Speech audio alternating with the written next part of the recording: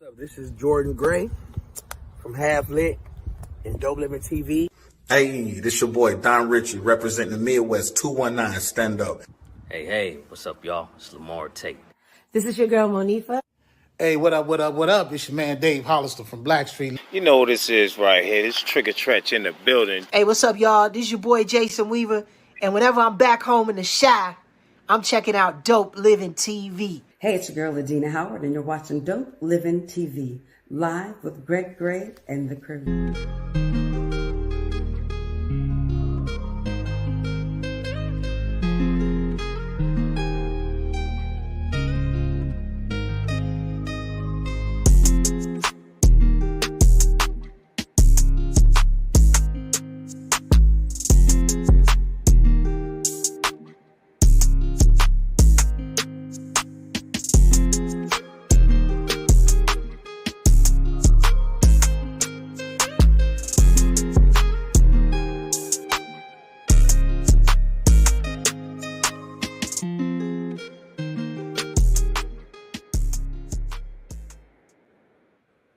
What's up? It's your boy Greg Gray. This is Dope Living TV Live. We start out by saying the views that are expressed on this Dope Living TV Live are not necessarily the views of Dope Living TV or its affiliates. Anyway, man, we're going to have a great show today. A few weeks ago, my partner Gina Gatson, she held court. It was the Distinguished Authors Guild in Las Vegas, Nevada. A lot of people came. It was a good event. I mean, we love to do this every year simply because of the fact that people who are writing these books, they don't have the platforms or they don't get the recognition that they deserve. Well, tonight we have people that we can call now award-winning authors. All right. Let Gina say a little bit more about it. Okay. What's up, sis? Oh, yes. It was such an exciting and wonderful time in Las Vegas, Nevada. And you know what? Last year, bro, was cold. Remember how cold it was? Yeah. This year, the weather was perfect. Cooperation. Yes. God was on your side. But you know what? It was so good to meet the authors face to face. I have been working with them since August, I believe. July or August. And you see their pictures. We had a Zoom. I got to see them on the Zoom. But when they came out on November 8th, bam, they did their thing. To that business, man. And all of them stepped from just being regular authors into award-winning authors. All right. And we're so proud of them. And again, for those that didn't come this year, didn't see the event, next year's going to be bigger and better.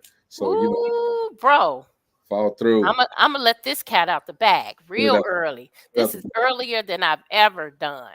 We are going to be in Illinois in 2024. So we coming home, y'all.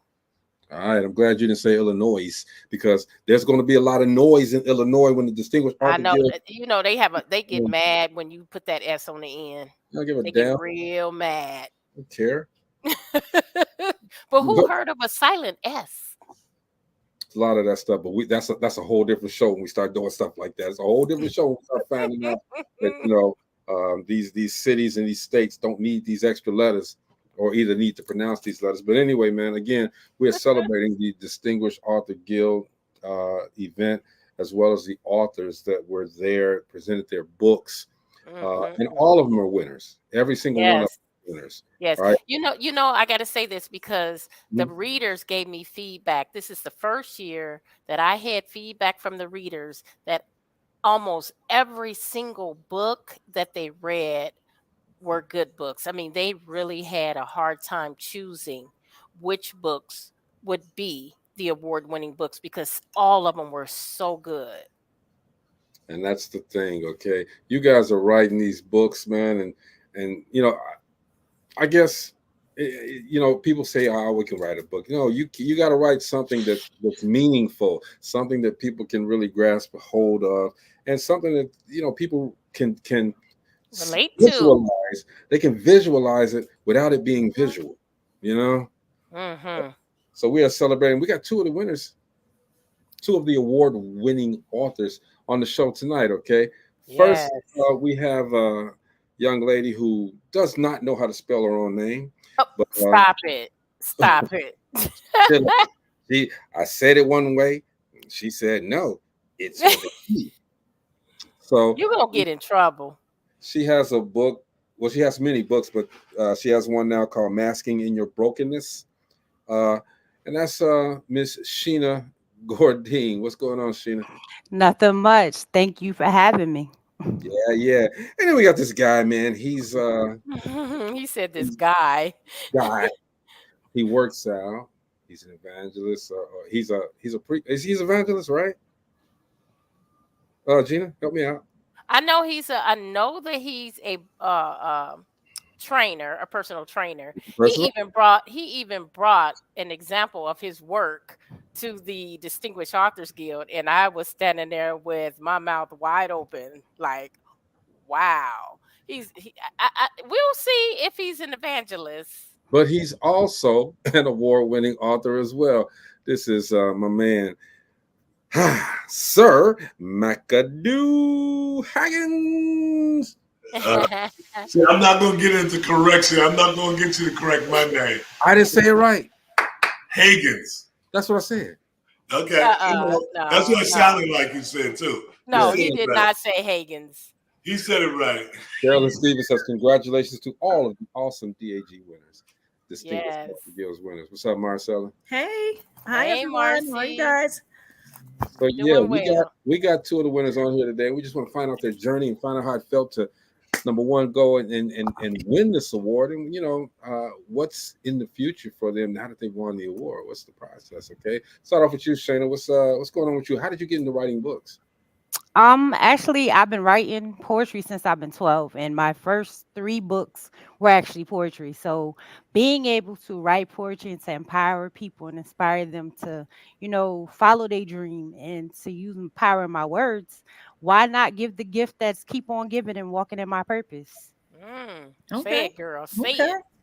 Absolutely, absolutely. So, have you've been writing poetry, but you turned the poetry into just a whole novel, a whole book. Okay, what was the process of changing that, or stopping the poetry? Not necessarily stopping the poetry, but changing it into something that's a little bit longer. Well, it wasn't hard. I just added a lot of pieces into my poetry book. But the book that I won for, I was actually the visionary of a project. And that's what Master and Brokenness was. It was actually about me being a visionary and giving people a space to tell a story. Because a lot of times we mask through a lot of things. And that's why they call me the lady behind the mask. Because I tend to teach people how to unmask themselves and become a better version of themselves. Okay, what's that award at? You're supposed to have that award on hand right now. It's on the mantle. Oh, It's on the mantle. It's on the mantle. It's over here. I don't want to mess it up. It's pretty. I don't want it to break it. I don't want to break it. It's pretty. And it got a purple diamond, which is my favorite color. So It is a purple diamond. Color. that's great. Okay, and you might want to make room for some more. Okay, keep on writing like that. Oh, listen, absolutely. I need to get a shelf. I got so many. You did win a couple of more, right?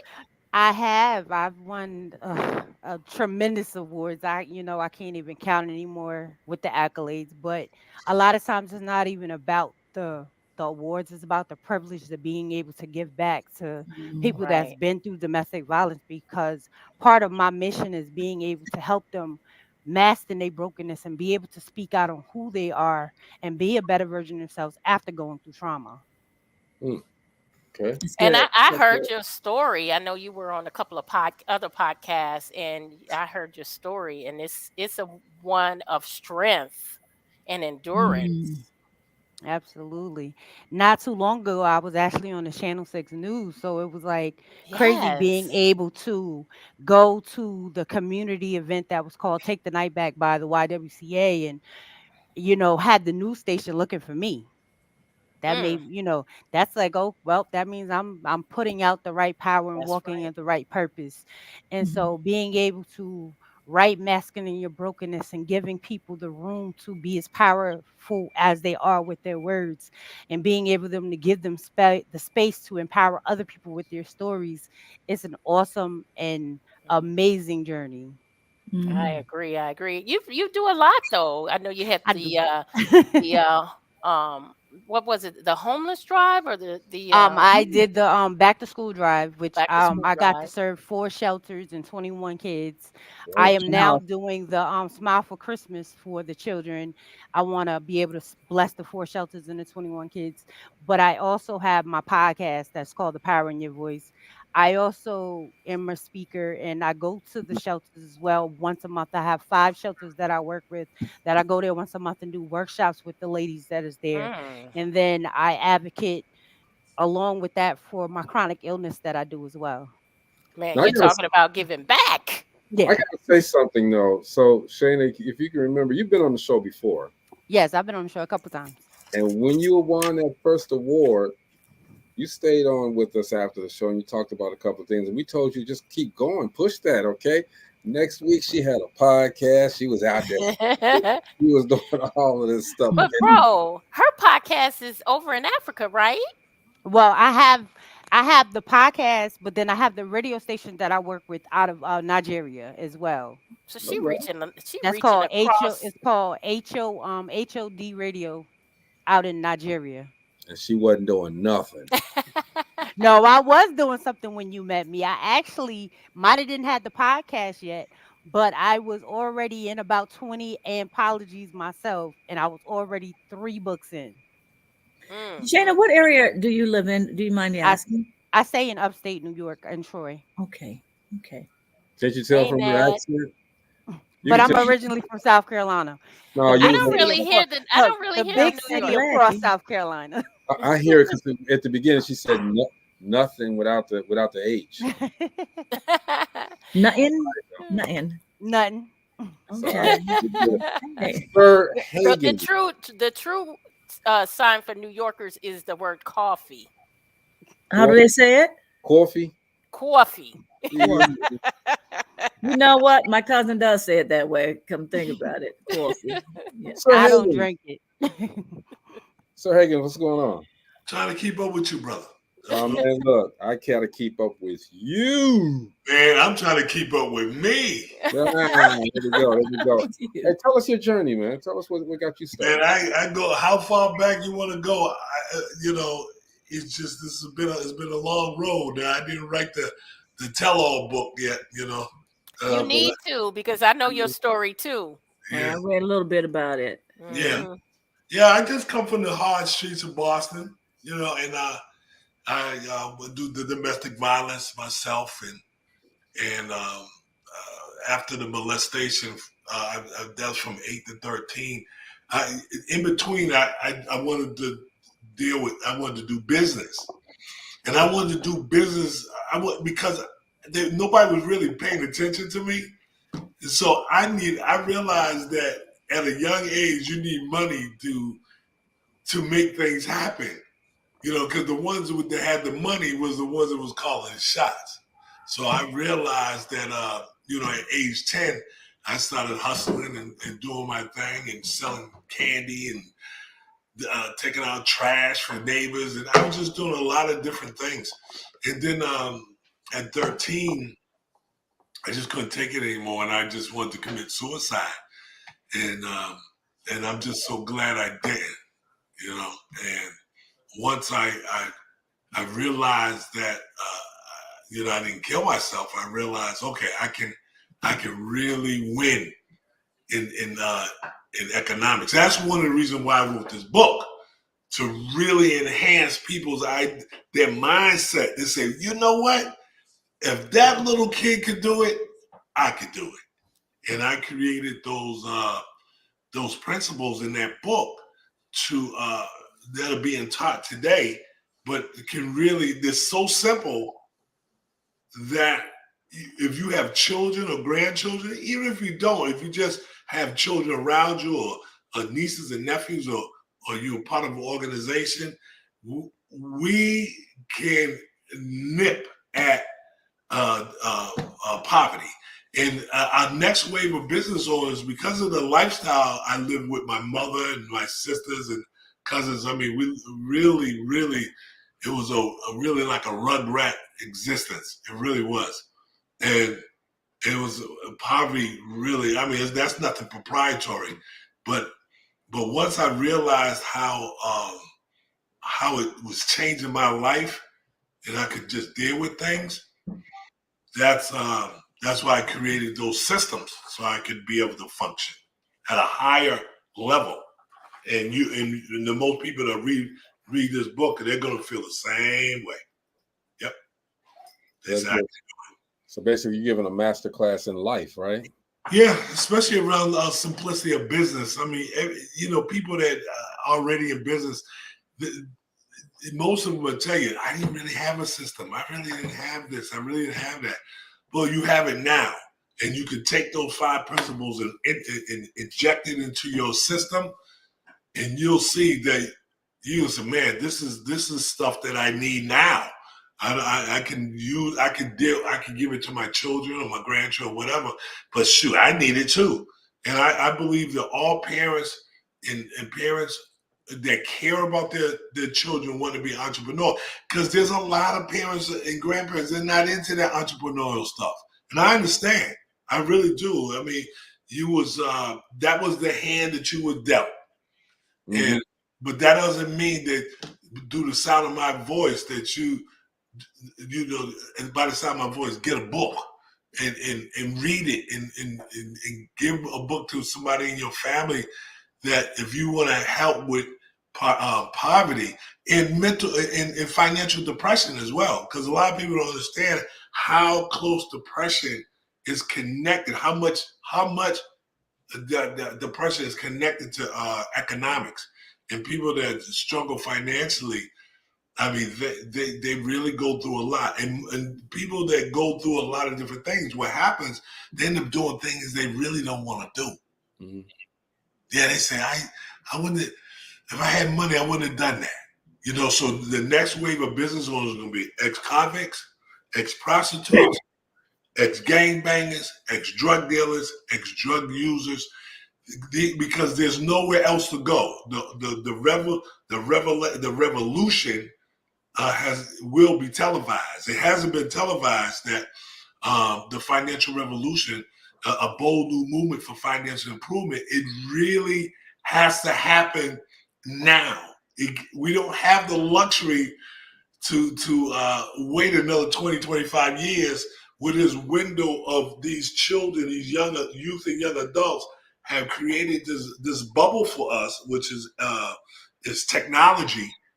Because a lot of us older people don't really understand all of the technology, and they don't either, but they know way more than we do. And the one thing that we have is more of common sense and history, and and already went through the trials, and a lot of the trials and tribulations was, they want to know what happened back then. And this is our time, and this is our turn. And if you really do have children and any kind of children around you, or youth and young adults, you really need to invest.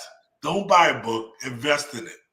Now, you said you had to deal with the hand, play with the hand that you dealt, okay? But, a lot of times, especially in situations, you can draw another card. You don't have to play that hand, all right? So, I mean, that's the thing that we have to understand and realize, that we can change the narrative. Everything, all right? Marcia, you have a question? Huh? She's on mute. She'll be all right. Sorry. Okay, so how do you want me, first of all, to call you Sir Markadu, or Sir Markadu is good. Okay. So, Sir Markadu, what do you do giving back into the community? Have you do you go out and speak to youth, because that's where we need to kind of start a lot of this? And if you do, I have a friend who has a book out, and it's more of a journal of self-improvement. Mm-hmm. And I know we have to know what our worth and our value is, but something that he recently did, he gets paid a lot. And what he did was, instead of paying me, let's say half, he was going to be speaking to 200 youth, not children, but youth, more so teens. And he's like, I want to invest back into that community where I came from, where there's a lot of poverty and self-improvement. And so for half of my salary, to give the books in its place. What are some of the things that you do to give back to the impoverished communities? Well, it's most of it's value for value is how I communicate. I do speak. Okay. I mean, it's been a while since I've done it, but I mean, I have plenty of videos out there, and you know, even my son and people I know, they say, why do you do it like that? Why do you give away so much information? I said it's not mine to keep. So it's easier. So, you know, there's a thing that back in the day, and it goes like this: the story to be sold, not told. And I don't believe that. The story to be told, then sold. You know, because once I begin to speak about the things that are tragedy in my life, people can get an understand. They can come closer to me, gravitate towards me. Now they're willing to listen, and then they'll be willing to pay later. Yeah, because they see in you themselves, and you know, and you give them strength and encouragement that you've gone through, you know, so many different things, and these are some of the things we're going through, and look at where you are and what you're doing, and then we can do it as well. Do you do a virtual? Do you do a virtual with all these kids and stuff? Is that what it was? A virtual? My friend, no, he actually goes out and speak. Okay. And speak. Because he does have videos and things of that nature as well. Okay. But there's a new book out, and so we were just chatting, and he was like, you know what? I need to give back because everyone can't afford my book. Yes. And some of these people, you know, the youth, they need this. And it was, like I said, it's like a journal, but a self-improvement journal. Yes. That's, and so that's important, okay, because sometimes, and Marcy's right, you have so much information and people pay for it, but there's some people that aren't able to pay. You got to give back to the community. Okay, Jeannie, you had a question. This question is for both Mark and Shana. What was the turning point that made you realize I need to put this information in a book so that I can get it out to the masses? That's a good question. Shana, let's start with you. Well, my turning point was me actually going through domestic violence and me going through the program.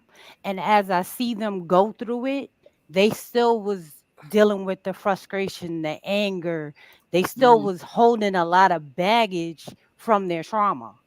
And I decided I didn't want to be like that. So how could I change and make them see themselves different and worthy and know that they deserve to heal? So I figured, well, why not take the poems that I wrote during my trials and tribulations to empower them that you can cry, you can be sad, you can be happy, but what's next? What are you going to do to turn that trauma into a beautiful butterfly? Because I have a tattoo on me that's called From Tragedy to Triumph. And my goal was to be able to turn people from their tragedy to their triumph, to give them the power to know that they're worthy, to give them the power to know that they matter, to give them the power to know that I can stand here unapologetically, take my mask off, and be comfortable in my own skin. Girl, go ahead. Listen to y'all. I used to work with DV clients, and so I know exactly what she's saying. And I met a client the week before last, a DV client. And so I know, like I said, I know exactly what she's saying. And for you to be able to, for your coming out, like I said with Sir Markadu, you're coming out of that. You came out of it. And that really encourages others to see that, wow, I can actually come out of this, and look at you and look at what you're doing. And when people come out of DV or they go through the different programs, they are actually taught to journal. Right. Marcy, say domestic violence. Everybody don't know what DV means. Come on. I'm sorry. Domestic violence. I'm sorry. Shop talk. Sorry. Yeah, I thought she was talking about the DMV where you go get your life. Domestic violence. But definitely, like, and how you did your book, and that's something that others can do, because you're really, both of you, truly helping others. Sir Haggins. Same question. Well, I think it would have been all the years of people just badgering me. That's why I did it. You know, you gotta put that on a book. You gotta put it in a book, and so it just happened. And I realized that You know, and I've been knew that economics was the only, like economic evangelism movement had never happened. I know it never happened. We never had a renaissance of the economy. It never happened where the church, the bridging the church, the business community, and grassroots, which is the organizations. And once I realized that I could help be a piece of the puzzle of solving some things internationally, not just local but global. That's when I decided to do it and then to redo it. And if I have to redo it again, I'll redo it again. But the next book is going to be The Heart of a Hustler. I think it's necessary that you guys are doing what you do. Like I said, I can't do it. I mean, I could do it. I'm not never gonna say can't, but I don't want to take the time to do it. And you guys have the time. You have the thought pattern to go ahead and make it happen. Okay, I can't do it. Ghostwriter. Jeannie, you had a question. Yeah, Mark, tell me. I'm interested in know how you're bridging it with the church. Oh well, that's a very good question. The thing is that that I realized that the church is made up of a lot of different people. The church people, business-minded people in there, and even organization leaders go to church, but they don't work together as a holistic community to bring about, because they don't know. If they know what they know, but they don't know that it needs to be a connection. We're bringing it all together, where you got some kids in the hood, because the street organizations know what's going on in the streets. They know a lot of the organizations, a lot of these kids don't go to church, but a lot of these kids know how to sell stuff: weed, coke, drugs. Say that. Their bodies, so they know how to sell stuff, but it's never presented to them. It never been presented to our public, to a holistic public, that it's all right to be in business. Get your children into business while you have a chance. This is your only chance to do it while you're alive. Yes. And that's one of the reasons why I wrote this book, to really prove that there are some simple Simon systems that when you read this, oh man, I can apply this to my own life. It's there. It's there. So I did, as a nation, as a group of people, I believe that the church is the #1 community impact center in all of the whole wide world. The church is the #1 community impact center on the face of the earth. And we need to be able to merge and bond from the street to the church. We can do it. It's going to take some time, but we're going to do it. We can do it. We're talking with Sir Mark Haggins and Miss Shana with an E Gourdine. All right, they are award-winning authors from the Distinguished Authors Guild Award Show, and they're out there doing their thing right now and spreading the word. That #1, you can do it too, and #2, if you do it, have some meaning to it, have some basis. To it. Give back, So I would like to say this, and before if y'all have access to any youth or young adult, if you got them in a room, I want you to do yourself a favor. Just ask them all. Say, who in here? Raise your hand. Who in here would like to have their own business and be their own boss? Raise your hand and watch how many of them do it. What's the first question they're going to ask you? How much money can you make? What I got to do? Well, they're going to say, what I got to do? I'm ready.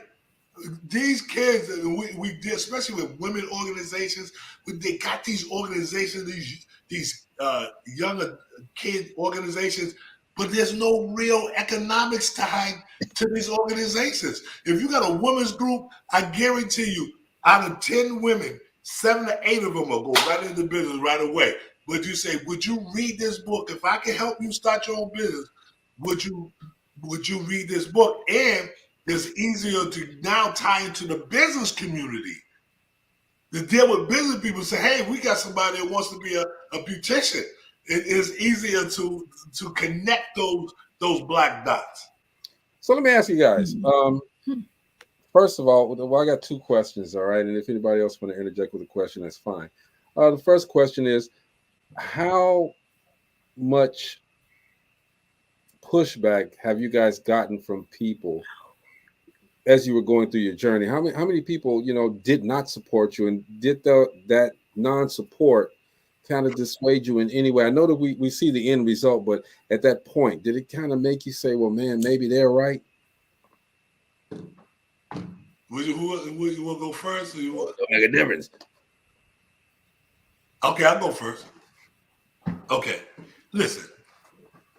The world is an unforgiving place. The planet Earth is unforgiving. Then people go always trying to run you down. They're always going to talk about you if you're doing well or you're doing bad. It don't matter. The thing is, that's the way the game is played. If you don't like playing the game, I tell people, just die, because this is the way the game is played. All people don't want to see you do well.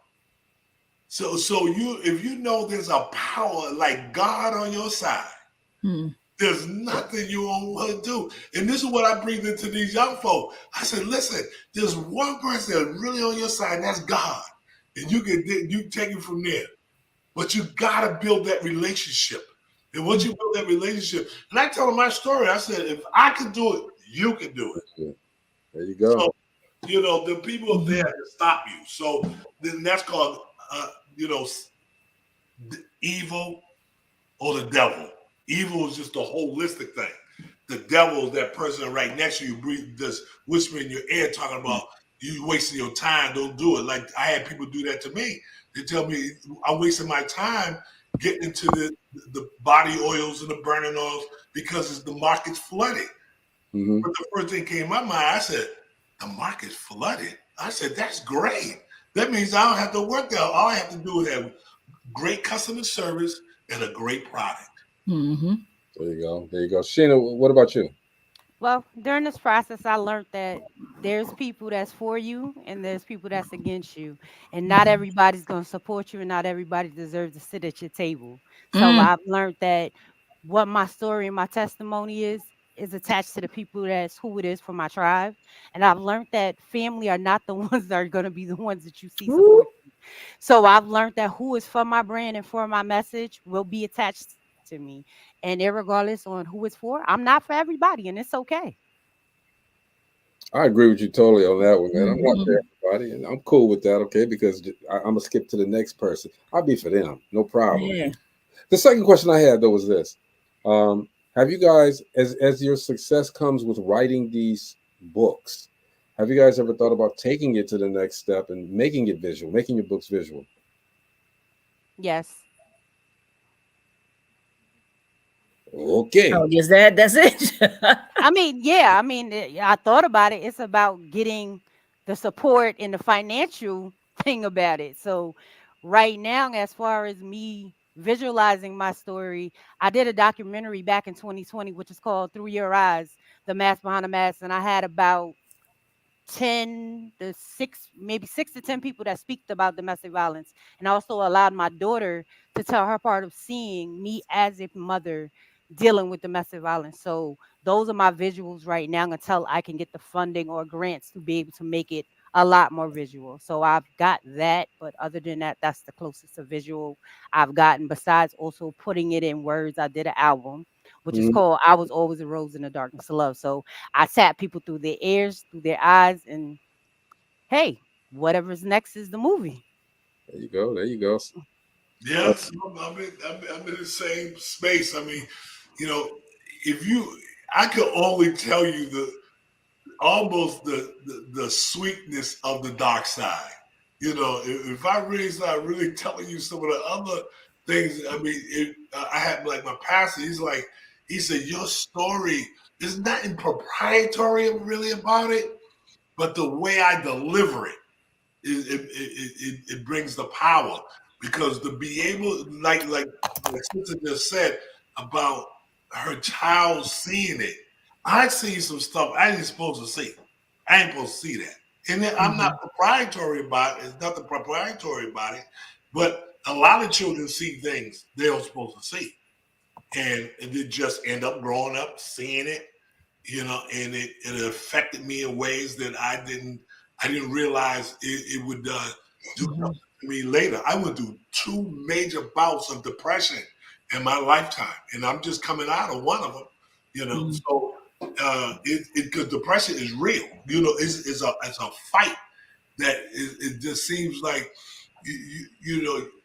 it's something you have to go through because evil don't let you rest all the time. We rest in the Lord, and it's great.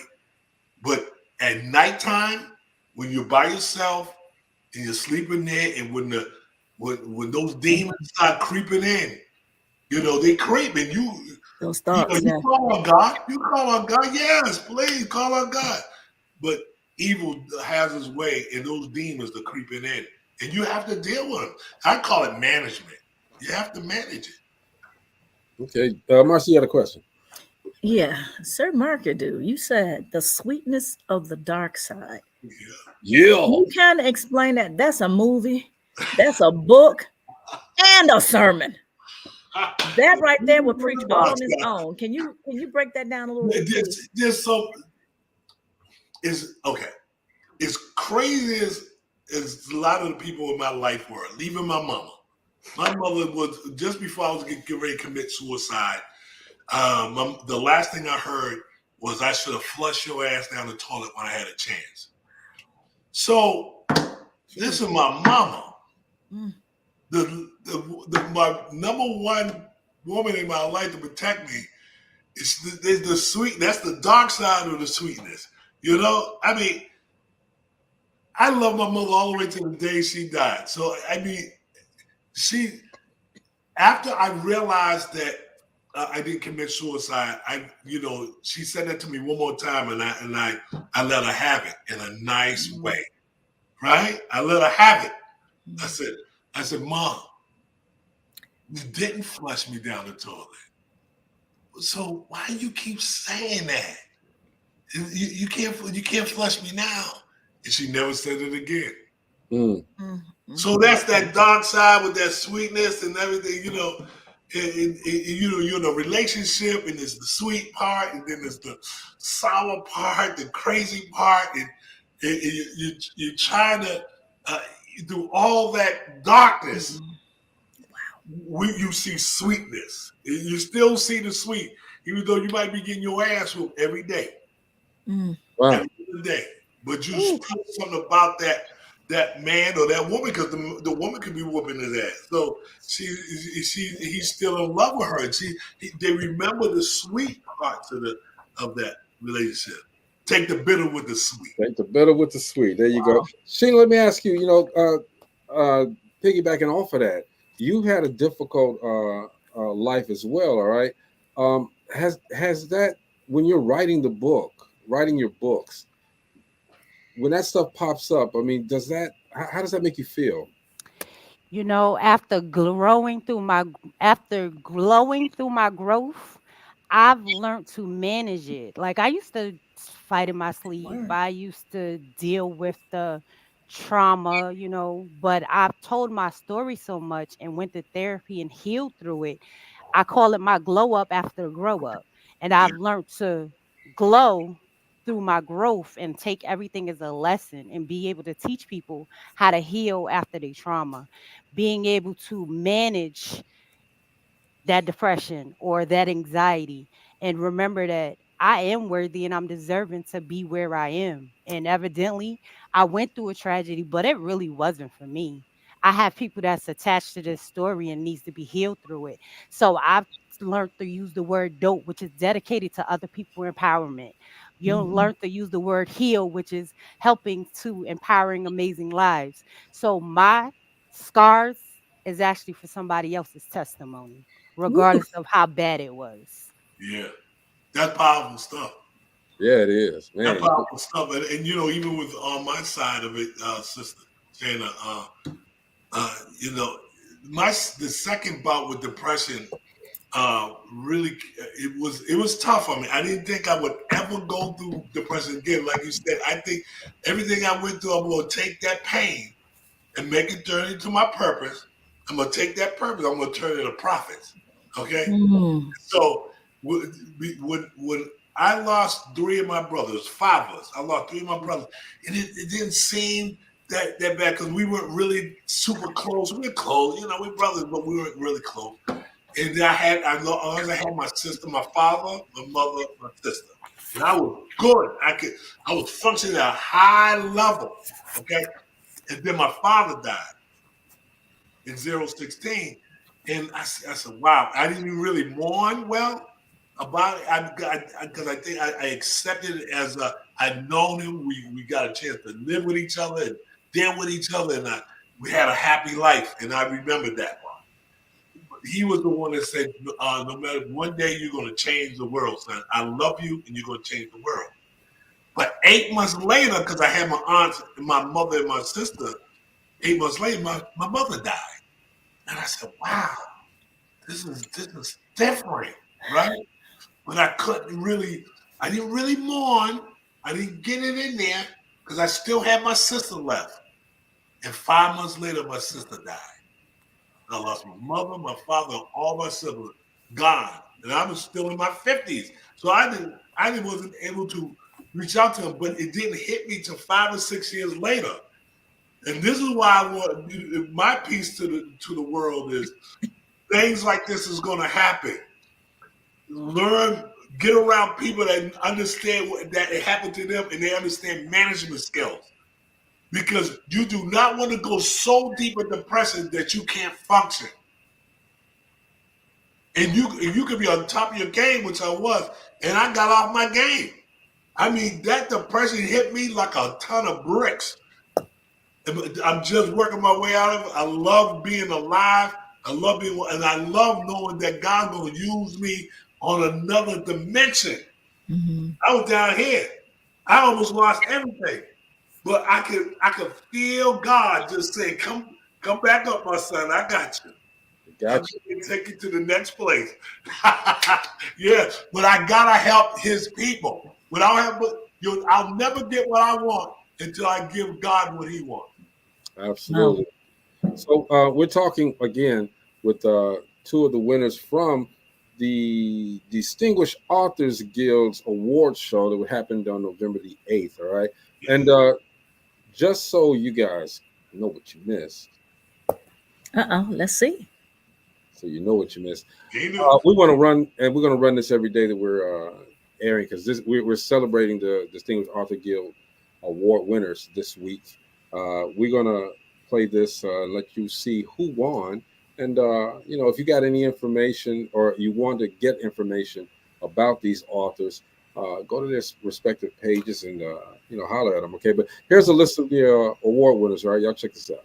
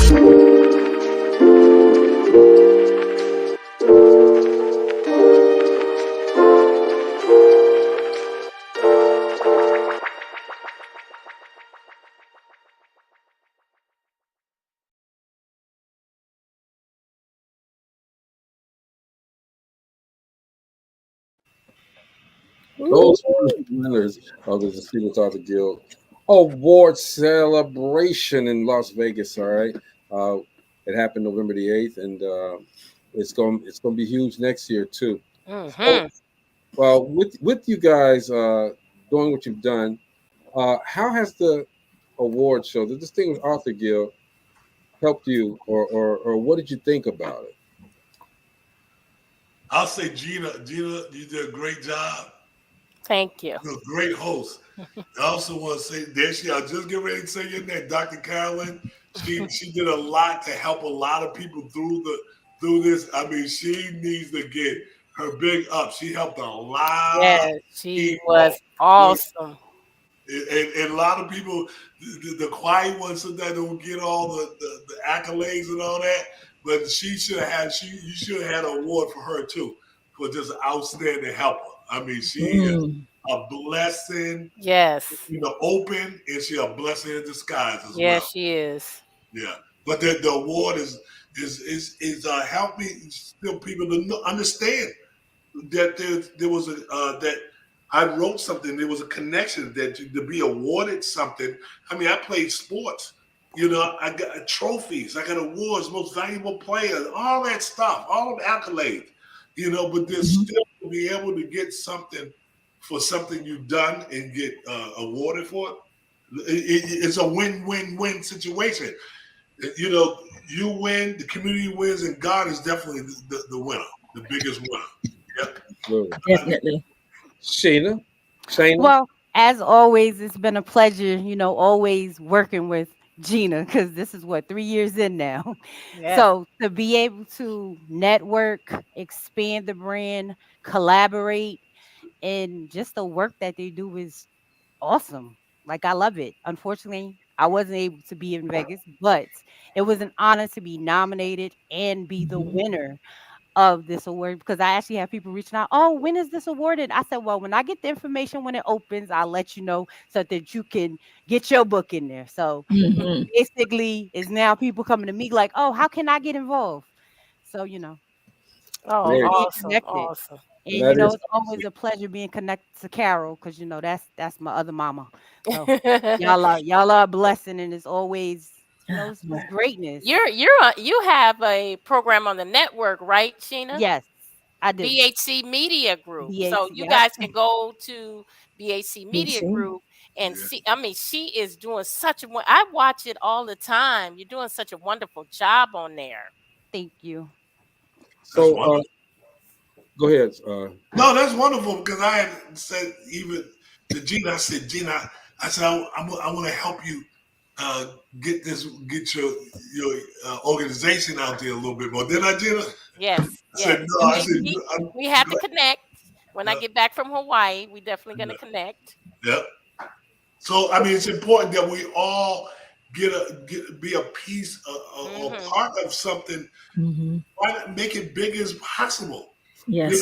And we look and we see things, and let's help. We can say, here we go, or we can say, here we grow. Yeah. And that's a good point, Mark, because that is the whole premise, is to bring this community together. We have now probably over 150 authors that are networking with each other, helping each other, doing different things to elevate each other. And that's what it's all about. It's not just about me. It's about us as a whole. That's the only way we're going to elevate. Yeah, we.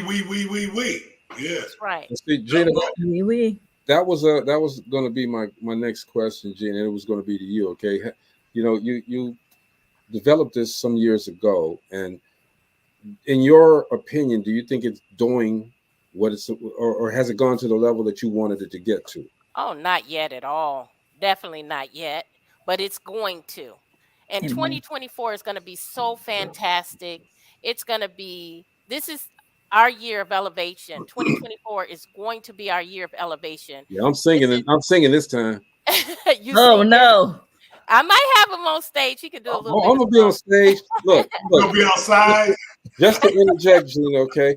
This year, for everyone that's involved, everyone that's sending in their books and this and that, we have started already planning next year. All right.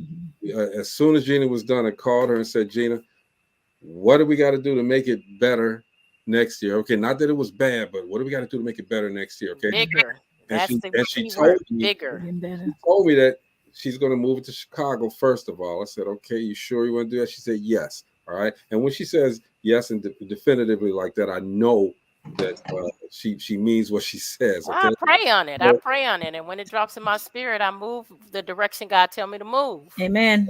We're going to have sponsors. We're going to have banners on there with the sponsors on there. Okay. We're going to have some big things going on. I'm telling you. Okay. And you guys, if you didn't bring it on home, go to Vegas, all right, with all the lights, glamour, glitz in this, okay, we're going to bring Vegas back to Chicago. It's going to happen. All right. And I'm telling you, from my viewpoint as a producer, man, it's gonna be bananas. It's gonna be dope. That's dope living. Yes. And you know what? If you haven't viewed or if you haven't been able to view the show from Vegas, go to the DAG Facebook page, Distinguished Authors Guild. Go to the Distinguished Authors Guild Facebook page.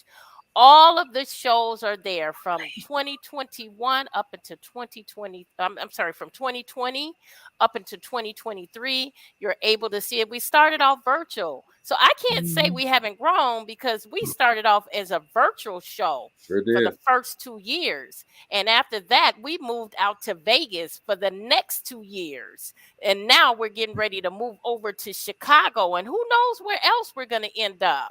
We may end up in your city. And people would think doing it virtual is easier than doing it live. I'm here to tell you the ground roots from the virtual is harder. It is much harder to do than doing it live. Number one, we don't get a chance to mingle with the people. Number one, all right? That's the most important part, I think, of the Distinguished Authors Guild. It's bringing people together, it's bringing families together, and it's creating new families with a group of authors that don't get the recognition that they deserve. All right, she's put together a show of recognition for those authors, all right, because people are not seeing these authors all the time. She's putting them on a platform so that people can see them, all right. And I'm telling you, next year that platform gonna be huge, y'all. If y'all not down with the Distinguished Authors Guild, I'm excited thinking about it. So I'm encouraging everyone, write your books. And you know what I love? I love the fact that 2024 every year we go back and we remind everyone of the authors that were award winners the previous year. They get their accolades once again. We're not going to let them be forgotten. Yeah. We make sure that, everyone knows, hey, these were our past winners and they are still doing their thing. Absolutely. Marcy, you want to say something? Oh, you want me to close us out? I just asked if you want to say something. Okay. I'll close us out then or whatever. Hey, these two authors have shown that when you're going through a storm, that's exactly what you're doing. You're going through. If you need to write things down, put it into a journal, make it into a book. Don't just sit there with what you're going through. Help others, pull them out. Once you come out, reach back and pull others up. There you go. Sir Markadu, you got some final words? Yeah, I just want to thank God for the opportunity to come before his people again. It's not, I don't do this every day, but I want to just thank everybody on the panel, Gina, Marcella, Shana. Is it Sheena? Sheena? It's Sheena. It's Sheena. Oh, it is Sheena. Okay. Yeah. My daughter's name is spelled like that, Shana. And you too, Greg. And all the people that listen in, I'm at this point where I would give God all that I can give. If I'm reaching out, I don't even remember the last time I've been on my knees, but I've been on my knees every day since I left Las Vegas. Yeah, I met one of my cousins there.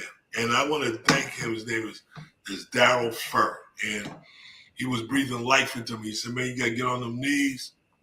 You got to ask for forgiveness. And then you got to ask for help. And that's what I've been doing. I've been asking God for help me.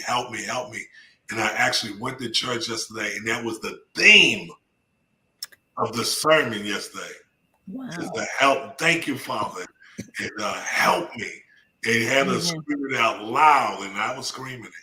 And so I want to thank God for just being in His presence again. Amen. Absolutely. Get my book. Amen. Get my book. Get his book. Get the book. Evangelism, bridging the church, the business community, and grassroots economics. That's right. Economicevangelism.com. If you need some help with the funnel, I'll show you how to get some marketing. That's the old book. That's the old book. Yeah, but we'll get that doesn't matter. It's still that book relative too. But definitely, if you need help with a funnel, do some marketing, reach out to me as well and put it in the chat, and I'll get back to you. Let's go. Sheena, what about you? I always want to give thanks for God giving me grace because I didn't have to be here. But definitely, He wanted me to be here and I had a purpose. I want to continue to thank people that are supporting the brand, my kids that's always supporting me, and they also are my co-authors on all my children's books. So I started them early, entrepreneurs. And, I just want to always just give grace because we need it. And I want people to remember that they have a story and don't be afraid to write it. And Greg, you got time. You can write it.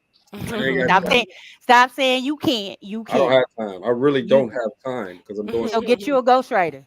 Huh? That's what I said. Ghostwriter. I can't see ghosts. How am I supposed to know what he's writing if I can't see him? That's what. Hey, that's the thing about a ghostwriter. You got get one you a next project. to you. Look, get you a project manager for your book. Well, I'm gonna tell you something. I told Gina because Gina knows my entire story, and she said you should write a book. Okay, and I told Gina, will you write it? And Gina does not have time to write my book. So if she don't have time to write it, how the hell do I have time to write it? So find somebody to write it. There's people. That's right. Excuses. Excuses, Sheena. and look, can't's not in the dictionary. So try again. Absolutely. I'm just glad you guys came. Oh, I'm sorry, Gina. Go ahead. Oh, you know what? I just want to say, you guys are a prime example of when you're handed lemons, make lemonade. Mm. A lot of people go through what you've gone through and they have not been able to turn it around. They have not been able to get the message out there, and you guys are getting your message out there and helping others.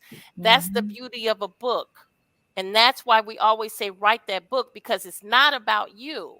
It's about the people, the individuals that need that help. And sometimes people are afraid to go to others and get help, but they can go pick up your book and say, hey, this person went through the same thing I went through, and look at them. Look what they're doing. Look at how they've turned this around. And so I thank you guys for doing such a wonderful job. It's such a wonderful job that you were awarded the Distinguished Authors Literary Award. Yes. What about that, man? Marcella said the Bears 3 is 0. Now I don't even know why you put that in there, Marcy. I don't know why you did that. It's not gonna last that long. It is. Oh no, girl, please. Really. I'm rooting for the Bears. I know y'all be having that hope. We're always rooting for the Bears, but it's just something to do. Anyway, all right. The Distinguished Authors Guild, man, we are not done celebrating. We're going to be celebrating tomorrow with 2 more authors. Okay, but today, thank you, Sheena, and thank you, Sir Mark Haggins, for coming on the show and sharing your journey and giving us a glimpse into your life and telling us, hey, write a book. All right, we're gonna do it. We're gonna do something. All right, but tomorrow, I don't know who we have. Gina, do you know? Tomorrow, we have Jonathan Bowles. He's a children's author of a first book, his very first book he's ever written. And this young man has a great story to tell, because he was 2 or 3 years in trying to get this book published. The lady that the publisher that he hired to get the books published, all of a sudden disappeared, and he was just having a hard time. But we connected him with another author who published books, and within 2 months he got that book published. Wow. So I know he's on. There's a couple of others I can't remember right off the top of my head, but they're all award-winning authors. Yes. And that's what we promoting. Everybody's again. We said this earlier. Everybody's a winner. When Everybody's you've a written winner. that book and finished that book, you're a winner. You've done a job. Okay. The Everybody's a award winner. is just something that just takes it a step further and says, okay, Mhm. in this vast area of award-winning authors, you guys have excelled. You guys have Yes. excelled and done Yes. your thing. All right. And we appreciate that. And we appreciate you guys coming on the show and hanging out with us Yeah, tomorrow. absolutely. We'll be Yes. back tomorrow with more from the Distinguished Authors Guild and a couple of more winners. So y'all come back and hang out with us and stay tuned, all right? Because we got a lot more coming. All right. This is Yes. Dope Living TV Live. We'll see you guys tomorrow, all right? Peace. Adios.